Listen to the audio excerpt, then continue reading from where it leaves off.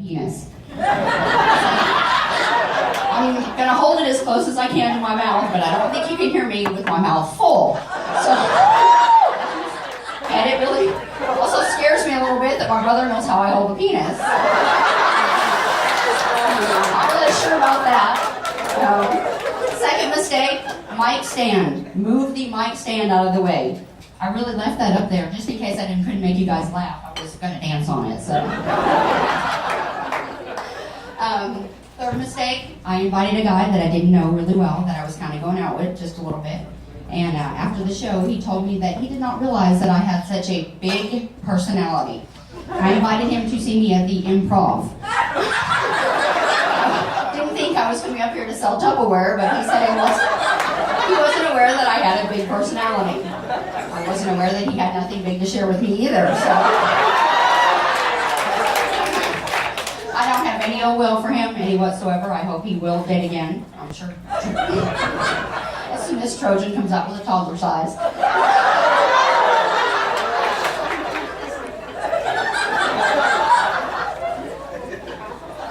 And the last mistake that I had, I don't know if you guys know or not, but my ex showed up and startled me before I got up on stage. So I took precautions this time to make sure he's not here anywhere. We've got bouncers on every corner. Just in case you don't know what he looks like, he's about 5'11", kind of a garnet color, pointy ears, tail, pitchfork. Drives a Porsche, you can't miss him. For those of you who don't know me, I'm sorry. You do now. I'm a realtor. You notice that has 2 syllables, not real-tor. We are realtors. You don't go to see your doctor, so we are realtors. So that is what I do for my job, but my one job that I really have that I enjoy the most is I'm a mom. I have a 6-year-old little girl. Her name is Addison. I did call her Potamus. I used to call her Pots, but I got too many Facebook requests for people who wanted to be friends with Pots, so we now just go by Addie.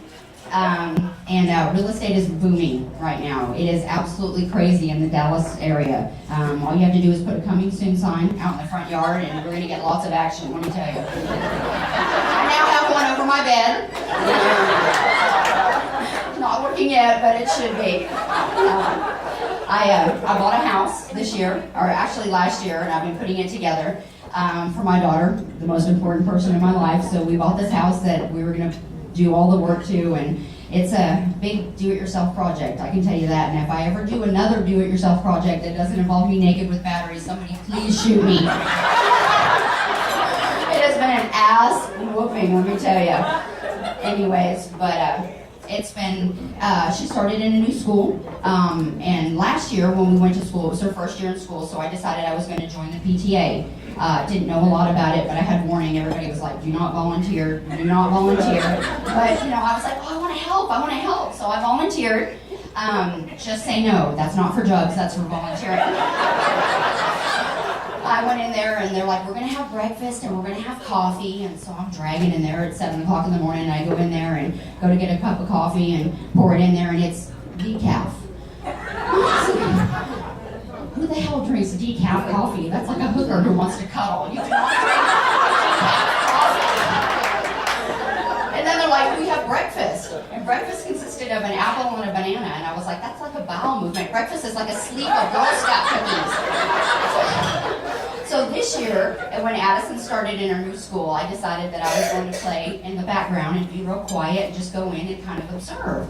So I walk in there and I see all the soccer moms, and they're all in there, and they've got their Victoria's, secret sweats on that say pink on the butt, and they take their hair and they do this little thing like this, and it's just like in a bow and shit. They're with their Starbucks coffee, and here I am, I'm dragging in with my old Navy sweats that say like loose gravel on my ass. I've got like racetrack coffee, and I've got curly hair, so I look like I got laid every day no matter what. So I go in and, there's a lady kind of sitting in the corner, and I was like, well, I'll just go sit by her. So I go and I sit down, and she has this look on her face. She hasn't changed her look the whole entire time I've been there. So she said, hi. I was like, hi. She said, my husband's a plastic surgeon. And I was like, no shit. It looked like can't even blink your lips, so.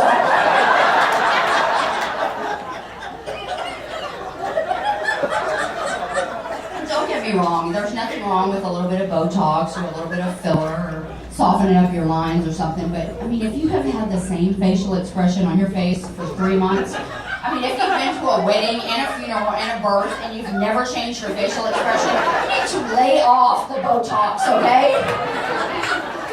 It's gotten a little bit much. You should be proud of your age. Be proud. I am proud to be 29 plus a little. And with that age comes the change. Hormones, hot flashes, all of that. So I called my doctor and I'm like, I'm having these kind of hot flashes. And she said, well, you're probably perimenopausal. And I'm like, peri what? She's like, you know, just come in and we'll see you. So they did some tests and did some hormone tests. And she was like, we're going to give you some testosterone. I was like, oh, okay. So I go in there and get some kind of funky ass pellet that they put in my side. And she said, and you're probably going to have an increased libido. I was like, well, okay. About a week later, I was petting vegetables at Kroger. I mean, there were like cucumbers and carrots and all kinds of stuff. I mean, the guy in the produce department has like a wanted poster with my picture on it. Like PX was talking about the shower head, I was trying to like mount doorknobs and shit. And I've got a cat dragging her ass across the floor and I'm right behind her. We're like racing. It's not good. You don't want testosterone if your only active pussy in the household has 4 claws and a tail. I can tell you that. It's pretty bad.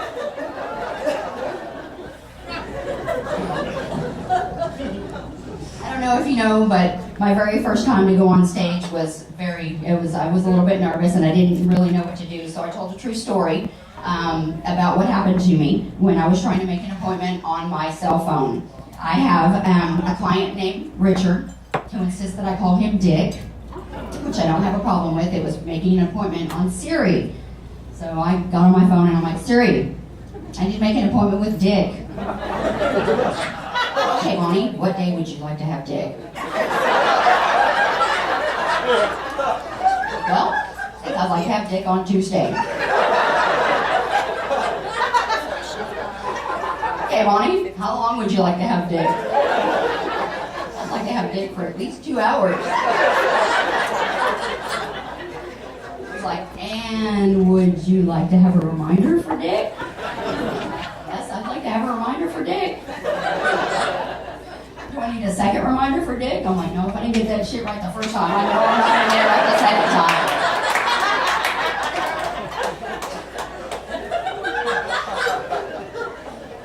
It's bad. Anyways, you guys have been a great audience. Thank you very much. I want you to know, always wear a smile on your face. It's the sexiest curve on your body, and thanks for coming out to see me.